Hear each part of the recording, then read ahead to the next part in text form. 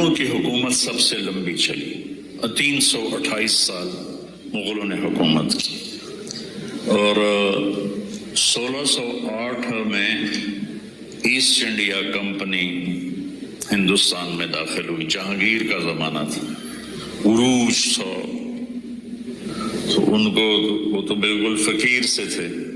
East India company انگریزوں کی England سے آئی ہوئی، تو وہ شاہ جہاں اس جہانگیر تک ان کی رسائی ہوئی۔ جہانگیر کو میری طرح سر درد رہتا تھا، تو اس نے ان سے پوچھا تمہارے پاس کوئی چیز ہے سر درد کی؟ تو اس وقت وہ سائنس میں آگے جا چکے تھے، تو اب دیسی علاج میں کوئی ایسی دوا نہیں ہے جو فوری اثر کرے، تو انہوں نے اس کو گولی دی، وہ ٹھیک ہو گیا۔ وہ تو بڑا خوش ہوا، کہنے لگا کیا مانگتے ہو؟ اب ان کا دیکھو اپنے ملک کے لیے خیر خواہی، کہنے لگے جی ہمیں انڈیا میں تجارت کی اجازت دی جائے۔ جاؤ اجازت۔ تو انہوں نے یہ جنوبی ہند کی طرف اپنے چھوٹے چھوٹے اڈے بنا لیے۔ شاہ جہاں کے دربار میں وہ آئے تو شاہ جہاں سے مل کر نکلے تو شاہ جہاں کے وزیر نے کہا مجھے ان کی آنکھوں میں مکر و فریب نظر آتا ہے، ان کو ہندوستان سے نکال دو۔ تو شاہ جہاں کہنے لگا کیا پدی کا شوربہ، ان کی حیثیت ہی کیا ہے، ان کا ہونا نہ ہونا ہمارے لیے برابر ہے۔ تو بعد میں پتہ چلا وہ پورا ہندوستان ہی کھا گئے۔ تو 1608 میں جہانگیر کا زمانہ تھا جب یہ ایسٹ انڈیا کمپنی آئی، اور پھر وہاں انہوں نے اپنے اڈے بنانے شروع کیے۔ آہستہ آہستہ آہستہ مقامی فوج تیار کی، اور مقامی فوج سے 1757 میں سراج الدولہ کو شکست دے کر بنگال پہ قبضہ کر لی۔ مقامی فوج اتنے بے حس ہو چکے تھے مقامی لوگ، اور پھر 1799 میں ٹیپو سلطان شہید کر دیے، تو انہوں نے کہا اب ہندوستان ہمارا ہے، اور سارے ہندوستان پہ قابض ہو گئے، مقامی لوگوں کو اپنی فوج میں شامل کر کے۔ ٹیپو سلطان پہ جب حملہ کیا تو حیدرآباد کا نظام کم بخت انگریز فوج کے ساتھ مل کے ٹیپو پہ حملہ آور ہوا۔ ایڈمبرا کا ایک سپاہی تھا جس نے ٹیپو سلطان کو آخری فائر کیا اور وہ شہید ہوئے۔ میں جب ایڈمبرا گیا تو وہ مجھے چوک میں لے گئے تو گھوڑے پر وہ سوار بہت بڑا بت اس کا بنا ہوا تھا، انہوں نے کہا یہ ہے وہ سپاہی جس نے اس کو آخری فائر کیا، اور وہ شہید ہو گئے تھے۔ تو ہندوستان میں انگریز کا آنا ایک عجیب و غریب واقعہ ہے، لیکن کوئی اس میں دوسری رائے نہیں ہے کہ ہندوستان اس وقت بڑھ چکا تھا اور راجے مہاراجے حکومت کے قابل نہیں تھے۔ مسلمان راجوں کا حال یہ تھا کہ آصف الدولہ نے ایک حرم لڑکیوں کا بنایا ہوا تھا اور ایک حرم لڑکوں کا بنایا ہوا تھا۔ کبھی وہ لڑکوں سے شوق فرماتے تھے اور کبھی لڑکیوں سے شوق فرماتے تھے۔ یہ اودھ کے نواب تھا کم بخت یہ،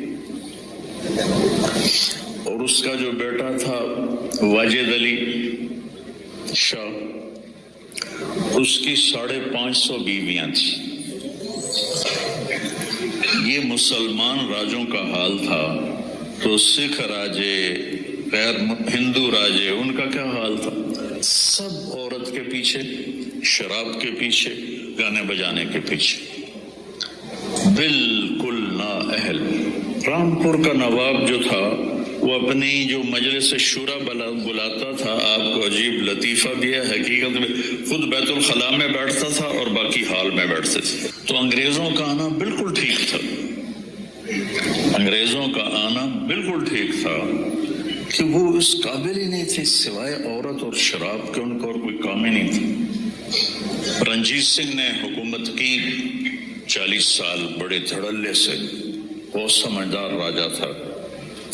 یہ گجرانوالے کا تھا، ایک چھوٹے سے چودھری کا بیٹا تھا، تو اپنی قابلیت پر ان پڑھ تھا، پورے پنجاب کا حکمران بنا.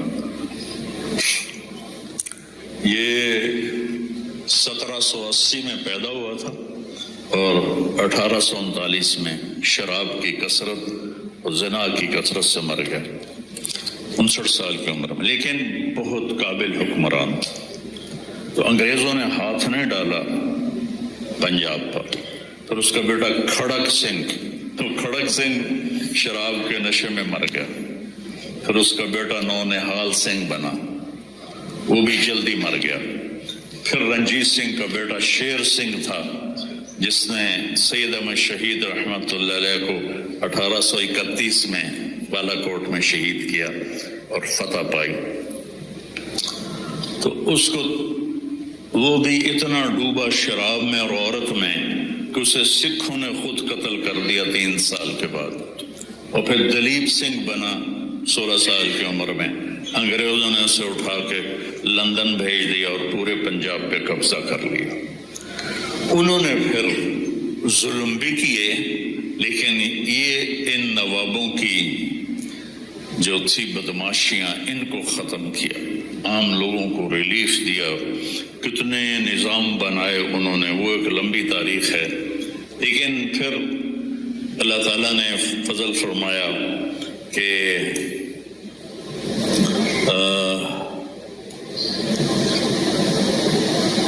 1906 میں مسلم لیگ کی بنیاد رکھی گئی. 30 دسمبر 1906 نواب سلیم اللہ صاحب ڈھاکہ. یہ نواب خاندان تھا،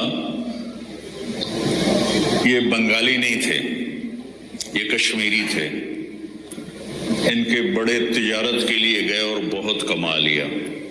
1857 کی جنگ میں انگریزوں کا ساتھ دیا تو اس پر انہوں نے جاگیریں دے دی، نواب بنا دیا.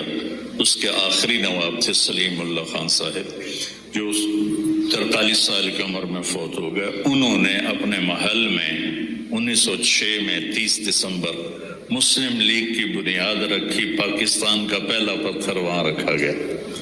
مسلم لیگ کی بنیاد رکھتے ہوئے کسی کے خواب و خیال میں نہیں تھا کہ آگے چل کے یہ پاکستان کے وجود کا ذریعہ بنیں گے. صرف یہ جد و جہد تھی کہ مسلمانوں کو اکٹھا کیا جائے اور انگریزوں کے خلاف کوئی محاذ بنایا جائے. تو چلتے نواب سلیم اللہ جوانی میں فوت ہو گئے، نوابی ٹائٹل ختم ہو گیا. اس کے بعد کون اس کے بنے جو مجھے نہ یاد ہے نہ مجھے پڑھا ہوا یاد ہے. لیکن علامہ اقبال رحمۃ اللہ علیہ نے ریاست پاکستان کا تصور پیش کیا کہ ایک ریاست ہونی چاہیے تھا. اس میں اقبال رحمۃ اللہ علیہ نے بطور پیغام جو انہوں نے اپنی شاعری میں پیغام دیا، وہ 14 صدی میں کوئی شاعر ایسا نہیں پیدا. 14 صدی میں کوئی ایسا شاعر پیدا نہیں ہوا کہ جس نے پیغام دیا ہو. آپ کو عجیب بات سناؤ، 96 میں ہماری جماعت انڈونیشیا گئی. جنرل حبیبی اس وقت وہاں صدر تھا. تو میں تو نہیں گیا، لیکن دوسرے ہمارے کچھ بزرگ اس کو ملنے کے لیے گئے، مسیح الزمان صاحب رحمۃ اللہ علیہ اور کچھ اور ایسے.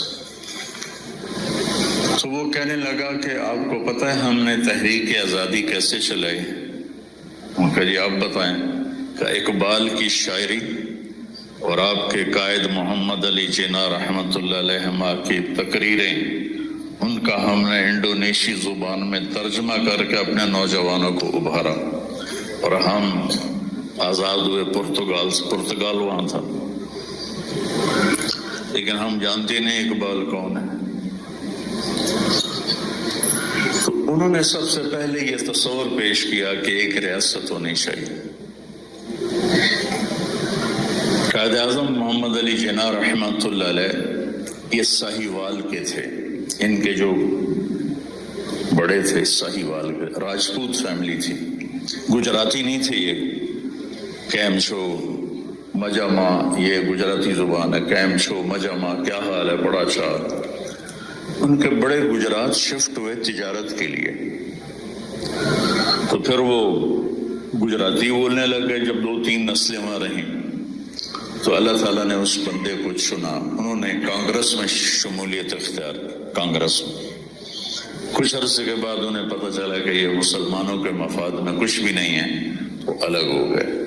مسلم لیگ میں شامل ہوئے تو بری طرح مسلم لیگ پٹ رہی تھی، تو یہ مایوس ہو کے لندن چلے گئے، بہت بڑے وکیل تھے۔ تو علامہ اقبال رحمۃ اللہ علیہ نے خط لکھا کہ آپ واپس آئیں اور مسلم لیگ کی باغ ڈور سنبھالیں۔ تو وہ پھر ان کے خط پر واپس تشریف لائے اور مسلم لیگ کی باغ ڈور سنبھالی۔ پھر علماء دیوبند 2 حصوں میں تقسیم ہو گئے۔ ایک حصہ کہتا تھا تقسیم نہیں ہونی چاہیے، مولانا شرف علی تھانوی رحمۃ اللہ علیہ، مولانا شبیر احمد عثمانی رحمۃ اللہ علیہ، مولانا ظفر احمد تھانوی رحمۃ اللہ علیہ، مولانا سلیمان تھے ندوہ کے، تو یہ حضرات کہتے تھے تقسیم ہونی چاہیے۔ تو اس سے علماء دیوبند 2 حصوں میں تقسیم ہو گئے۔ دونوں کی نیت، جو چاہتے تھے نہ تقسیم ہو، ان میں بھی کوئی ذاتی مفاد نہیں تھا، وہ سمجھتے تھے کہ اس میں مسلمانوں کا فائدہ زیادہ ہے، اور حضرت تھانوی رحمۃ اللہ علیہ اور ان کے ساتھ والے کہتے تھے تقسیم میں فائدہ زیادہ ہے، اور آخر نتیجہ وہی نکلا جو حضرت تھانوی رحمۃ اللہ علیہ کا فلسفہ تھا کہ الگ ہونا چاہیے، کہ مسلم نان مسلم مفاد ایک نہیں ہو سکتا، وہ اس میں ٹکراؤ پیدا ہو جاتا ہے۔ تو مسلم لیگ بہت بری طرح پٹ رہی تھی، تو مولانا شبیر احمد عثمانی، مولانا ظفر احمد تھانوی، انہوں نے دورے کیے پورے سرحد کے اور ہندوستان کے، اور جو جوشیلی تقریریں کر مسلم لیگ کو اتنا کھڑا کیا کہ الیکشن میں کافی سیٹیں لینے میں کامیاب ہو گئے۔ ادھر 1940 میں دوسری جنگ عظیم شروع ہو گئی، جو 44-45 تک رہی، اور انگلینڈ بالکل اس کی کمر ٹوٹ گئی اور اسے اپنے مقبوضہ جات پر قبضہ رکھنا مشکل ہو گیا۔ ادھر تحریک پروان چڑھ گئی، پاکستان کا مطلب کہ لا الہ الا اللہ۔ آج کے نوجوانوں کو پتہ ہی نہیں ہے کہ کیا قربانیاں ہیں۔ تو آخر کار انگریزوں کو ہارنا بھی پڑا اور وہ مجبور بھی ہو گئے تھے، دونوں چیزیں تھیں، قبضہ رکھ نہیں سکتے تھے، سارا کچھ برباد ہوا پڑا تھا، اور ادھر مسلمانوں میں بھی ایک جوش اور تحریک اٹھی ہوئی تھی، ہندوؤں میں بھی اٹھی ہوئی تھی۔ تو پھر اللہ تعالیٰ نے محمد علی جناح رحمۃ اللہ علیہ، بہت بڑے ہمارے محسن ہیں، بڑے عظیم انسان تھے، مقدر کی بات ہے انہیں حکومت کرنے کا موقع ہی نہ مل سکا۔ 47 میں آزاد ہوا، 48 میں انتقال ہو گیا، ٹی بی کے مریض تھے 72 سال کی عمر میں۔ اس کے بعد پھر ایک لائن لگ گئی، ایک دکھ بھری داستان ہے، ایک درد بھرا افسانہ ہے، جگر سوز بھی ہے، دل خراش بھی ہے، کہ قربانیوں کو رائے گاں کر دیے، 6 لاکھ لوگ ذبح ہوئے، 6 لاکھ، 1.5 کروڑ